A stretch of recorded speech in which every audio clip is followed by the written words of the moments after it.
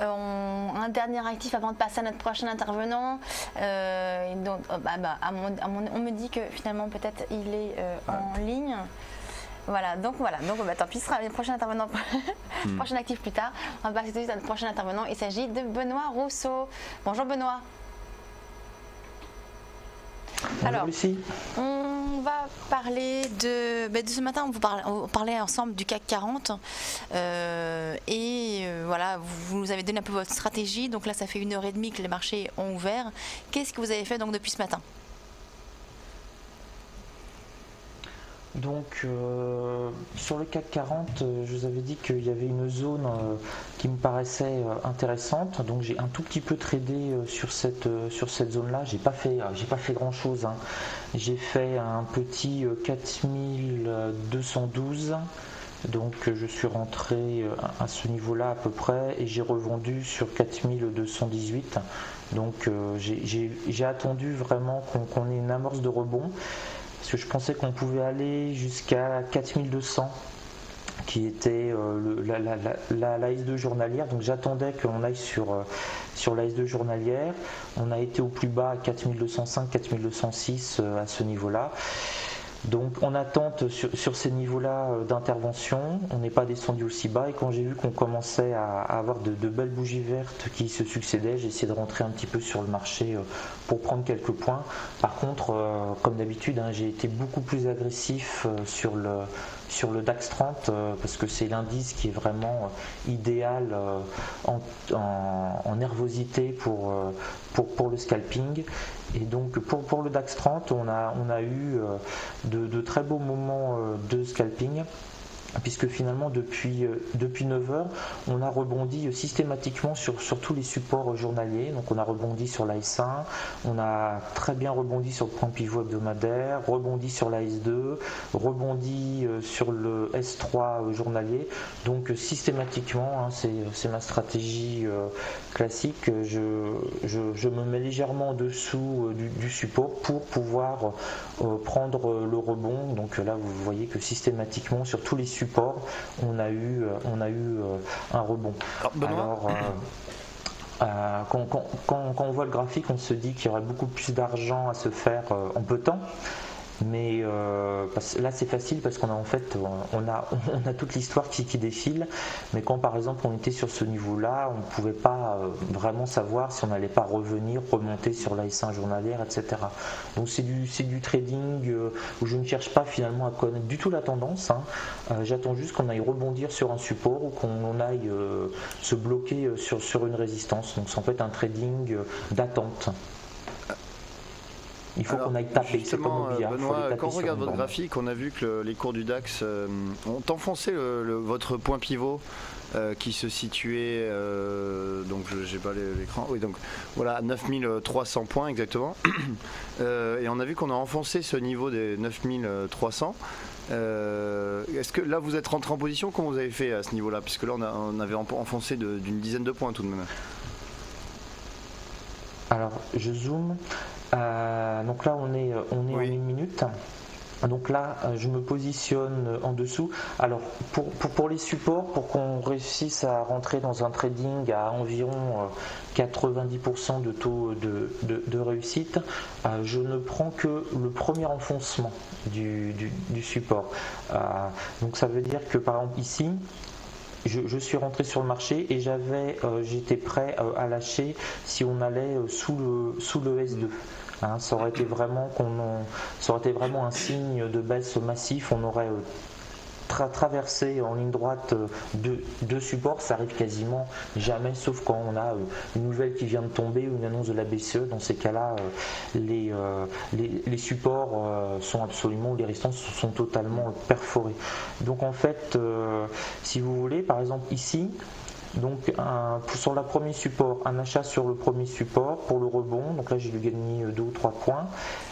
C'était uniquement le premier passage du support. Le deuxième passage, je le laisse passer systématiquement. Donc il est passé, je me suis repositionné sur le premier support à ce niveau-là.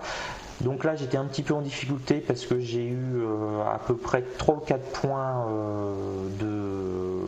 en négatif. Donc bon, j'ai attendu puisque mon stop n'était pas touché. On a réintégré le support, j'ai pu revendre. Deuxième cassure du support, à nouveau, je n'interviens pas, j'attends le suivant et ainsi de suite. Là, par exemple, sur ce support-là, sur le S3 journalier, je ne suis pas rentré du tout parce qu'on ne l'a pas atteint et je suis rentré ici pour ressortir très, très rapidement.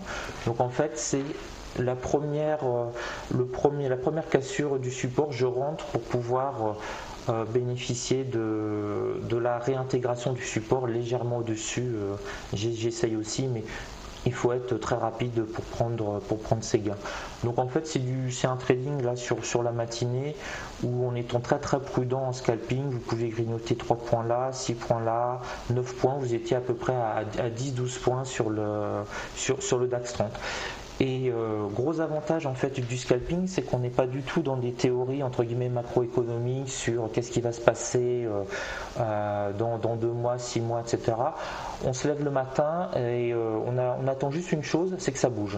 Voilà, il n'y avait rien de pire que la journée d'hier, par exemple sur le scalping, où on était dans un range extrêmement étroit et donc on attendait que l'on aille toucher un support. Et pareil en cas de hausse, on attend qu'on dépasse une résistance pour vendre au-dessus de la résistance, pour jouer la réintégration de la résistance. Donc ça permet de faire des gains quasiment chaque jour de manière très très très très régulière avec un risque relativement limité puisque les stops sont de 10 points maximum. Et c'est aussi extrêmement agréable entre guillemets parce que j'ai fait du swing trading pendant des années et du day trading pendant des années, c'est qu'on a le résultat très rapidement dans le scalping. On prend position et on va dire au maximum 4-5 minutes après on est sorti. Généralement c'est au bout de quelques secondes si on est bien rentré. Donc finalement c'est des périodes de concentration qui vont durer quelques minutes. Là grosso modo sur la matinée j'ai travaillé entre guillemets j'ai dû travailler 6 ou 7 minutes. Par contre, j'ai surveillé les niveaux. Mais bon, pour ça, on peut mettre des alertes sonores qui nous préviennent. Ça se met à hurler dans l'appartement, on a le temps de rappliquer à toute vitesse. Oui, Benoît, concernant l'euro-dollar, on a vu qu'on est passé sous les 1,25 assez fortement, on a touché 1,2360 au plus bas, et puis on est revenu au contact de ces 1,25 et actuellement on travaille cette zone-là. Est-ce que vous, alors je le rappelle, vous êtes positionné à l'achat sur 1,25 mais pour une position swing trading ou même moyen long terme, est-ce que vous avez profité de ce travail des 1,25 pour renforcer votre position à l'achat sur l'euro-dollar ? Non. Non, absolument pas, parce que pour le moment, on est vraiment sur une zone 1,24, 1,25. Et je pensais qu'on aurait eu un rebond beaucoup plus rapide en fait sur les 1,25 comme on a eu récemment, puisque je vais mettre les graphiques sur l'année. Donc là, vous voyez, sur l'année, au début octobre, on a eu un rebond très très violent. Donc c'est cette bougie-là, dès qu'on a touché les 1,25, on a eu un rebond violent qui nous a propulsé carrément sur les 1,28. Et donc en rentrant sur une position swing à 1,25, je me suis dit qu'on pouvait peut-être éventuellement remonter rapidement vers 1,27, ce qui n'est pas le cas. Donc pour ma seconde ligne de swing trading serait sur les niveaux aux environs de 1,21 à peu près. Parce que maintenant, si vous voulez, ce que je vais essayer de travailler, c'est mon PRU. Donc mon prix moyen sur ma position, puisque je me suis accordé sur cette position 10 possibilités pour rentrer sur le marché. Donc sur ces 10 possibilités, j'en ai pour l'instant utilisé qu'une. Donc tant qu'on est entre 1,24 et 1,25, je ne me vois pas tout à fait renforcer. Je renforcerai uniquement sur un repli. Alors, écoutez, nous on n'a plus le son de Benoît, on n'entend plus ce qu'il dit. Je ne sais pas si la régie nous dit qu'on entend Benoît. D'accord, donc là il y a un problème avec voilà, alors je m'excuse, je ne vous entends plus. Je ne rediffuse pas donc, le son. Je ne sais pas bon, si vous me parlez. Benoît, je ne sais pas quoi vous dire, à part merci. Moi je pense qu'on va arrêter là vu qu'on ne vous entend pas. Donc merci beaucoup Benoît pour ces éléments. On reviendra avec vous demain de toute façon pour parler de ces indices. Très bonne journée, bon trading surtout et donc à demain. On va marquer une très courte pause et on se retrouve tout de suite sur Direct Investisseur.